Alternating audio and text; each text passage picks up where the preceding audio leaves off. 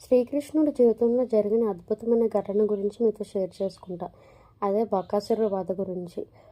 ఒకసారి గోకులంలో శ్రీకృష్ణుడు మరియు బలరాముడు వాళ్ళ ఆటలో మునిగిపోయారు. అప్పుడు రాక్షసుడు బకాసురుడు ఒక విశాలమైన కొంగ రూపంలో వాళ్ళ దగ్గరికి వెళ్ళాడు. అతడు మాయాజాలంతో నిజస్వరూపాన్ని దాచి ఒక మంచి పక్షిగా కనిపించాడు. కృష్ణుడు మరియు బలరాముడు ఆ కొంగను ఒక పెద్ద జంతువుగా భావించి దాని దగ్గరికి పరుగులు పెట్టారు.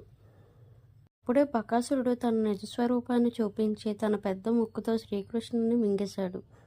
కానీ శ్రీకృష్ణుడు తన దివ్యశక్తితో బకాసురుడు గొంతులో వేడి కలిగించాడు. రాక్షసుడు బాధతో కృష్ణుడిని కక్కేశాడు. అప్పుడు కృష్ణుడు బకాసురుడిని ముక్కు పట్టుకొని గట్టిగా లాగి 2 ముక్కలు చేశాడు. అలా ఆ రాక్షసుడు మరణించాడు. ఈ సంఘటన తర్వాత గోకులవాసులు కృష్ణుని మరింత గౌరవించారు. ఇది శ్రీకృష్ణుడి బాలలీలలో ఒక అద్భుతమైన విషయం. తెలుసా, అసలు బకాసుడిని కంసుడు కృష్ణుని చంపడానికి పంపించాడు. కానీ కృష్ణుడి మాయకు అతను ఓడిపోయాడు. మీకు నా కంటెంట్ నచ్చుతుందని అనుకుంటున్నా. మరి నచ్చితే ఐషుక్ లైక్ వేసుకోవచ్చు కదా. అలాగే చూసి వెళ్ళకుండా సబ్స్క్రైబ్ చేసుకోండి.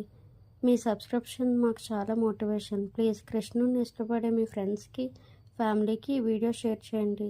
ప్లీజ్ సబ్స్క్రైబ్ చేసుకోవచ్చు కదా. ఐషు వరల్డ్కి ఫ్యామిలీ అయిపోండి.